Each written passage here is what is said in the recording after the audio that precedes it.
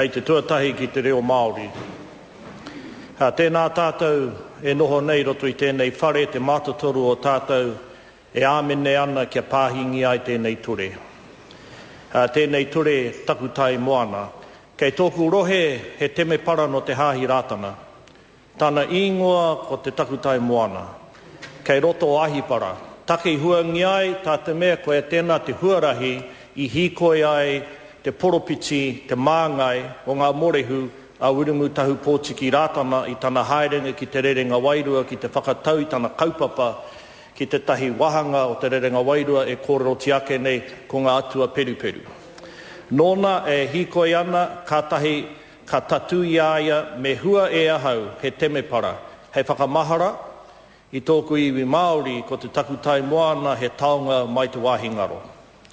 Nā reira, he tautoko ki te wairua o tātou kōrero i tēnei rā, kia kauarawa tātou e waiho i tēnei kaupapa, hei kaupapa wehe, wainga tunu i a tātou te tahi iwi ki te tahi iwi Pākehā ki te Māori. Tuatu i tērā, e tika ana kia whāki mātou o roto i te rōpū reipa, arāno atu e tahi mahi ki hai i oti tika i a mātou i te wā e kāwana tonu ana mātou. Take tēnā I whakapuaki ai a Dr. Cullen i ona whakaaro, arāno atu ngā wahanga i tino hapa ai te rōpū reipa i te hanganga o tēnei ture. Te tahi atu take hei mahara mā tātou, ko te wā i ara mai ai te hīkoi, te hiara nei mano tāngata i pau i a rātou, te nukuro o te motu, te hīkoi, e hara i te me mo tēnei pire anake, te iwi Māori hīkoi ai kāhore. He hihia no rātou ki te whakataitai atu ki te wairua poke i ara mai I a Don Brash me ana kōrero hani ki te iwi Māori.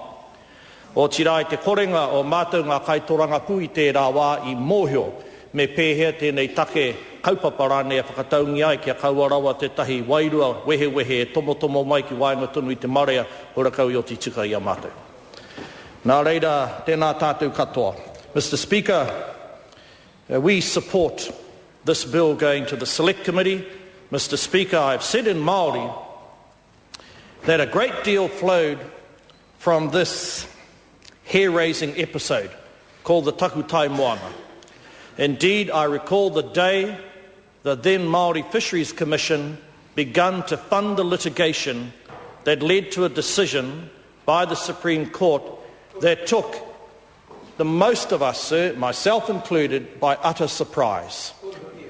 The Court of Appeal. Sir, it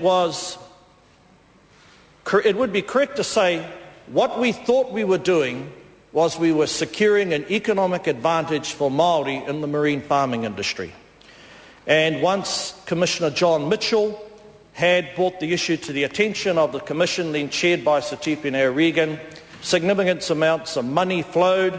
Joe Williams, before he became a jurist, was the litigator, and it went its way through the various highways and byways of the legal system. And in many respects, it should have gone to the Privy Council. It couldn't go to the Privy Council, I suppose, sir, not that I was a Member of Parliament at that time, because the agenda at that particular point in our recent constitutional history was to get rid of the Privy Council. And I was a significant supporter, sir. Mr. Garrett ought not to say that. He may one day need the services of such a court of great distinction. So let me come back to what we thought we were doing. And now it has ended up, it created a Māori political movement, sir, built upon the rhetoric and the aspirations of our mātuas, indeed reflected in Maturata and others, and as a consequence of our party making a call in the face of considerable adversity, sprung into existence, has come the Māori Party, which now, sir, holds a great deal of power and influence, and no one in that cabinet, or indeed in that Fisheries Commission, ever thought that as a consequence of funding litigation to get Māoris into aquaculture, they'd end up in the Court of Appeal, we would have a notionally independent Māori political party steering the affairs of this House. So that was the furthest thing, I think, from our minds. It needs to be said, sir, that we need to move on from this issue. Now, I can thoroughly understand the concerns of my whanaunga Hone Harawira on this issue. After all, it was our mātuas in the late 1950s who took the 90 Mile Beach litigation, and they took it to the point where they had exhausted what meagre resources they could amass, but it floundered at the high levels of the judicial system at that time. So it's always been a live issue for those particular iwi. And I think of those mātuas of ours, Reverend Mutu Kapa, Wata Tepanea, Joe Conrad, people that I saw in my youth who had a very, very profound view that right out to the horizon, that territory ought to fall under the rangatiratanga of the tangata whenua of that area. So I can understand that it's difficult for him to agree to this bill, because this bill does not seriously change much at all in terms of what Dr. Cullen ended up with, save for one constitutional imperative. It restores the right of Māori citizens, whether through hapu, whānau or iwi, to go and have their day in court. But sir, I hope that those who do have a sustainable claim take the route of negotiation, because the ability to secure a significant concession from the court system on this issue, those days have come and gone. The radicalism, in my view, sir, reflected initially by Lord Cook, followed on slightly by Sean Elias, we don't have a court system like that any longer, which is actually part of the reason why I always supported, sir, the dissolution of our connection with the Privy Council. That's another matter. So, negotiations. And why, sir, do I say that? Is that at the end of the day reflects what people are prepared to live with. If we push the envelope too far, sir, it will not be sustainable.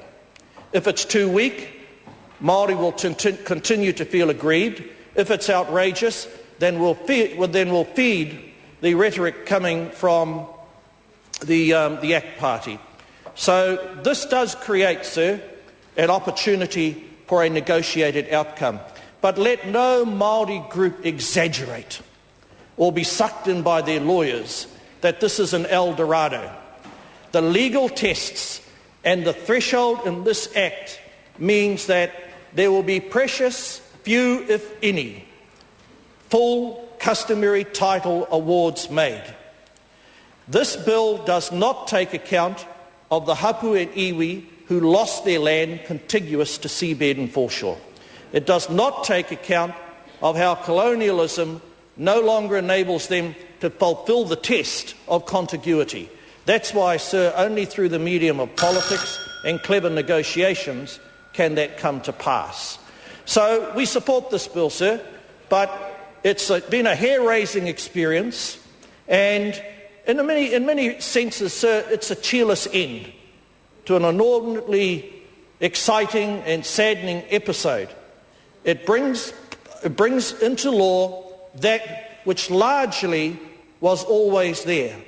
And the saving grace is that the negotiations process may actually provide an opportunity for the Māori claimants to secure what they're after. But don't for a moment think that by restoring access to the court that you've simplified or lowered the threshold, the test that enables Māori political rhetoric to be fulfilled, because the legal test will be arid, dry and extremely difficult to overcome. But sir, that is the bill that stands to us, that lies before us today. It's not inordinately different than what Sean Elias said, and I only hope, sir, that the organisations that represent tangata whenua on this issue don't entertain ridiculous ideas as to whether or not there's an El Dorado here. Our negotiations process is available, but the legal process will be very expensive, and at the end of the day, sir, the result will be inversely related to the expectation. Kia ora tātou katoa. Call Simon.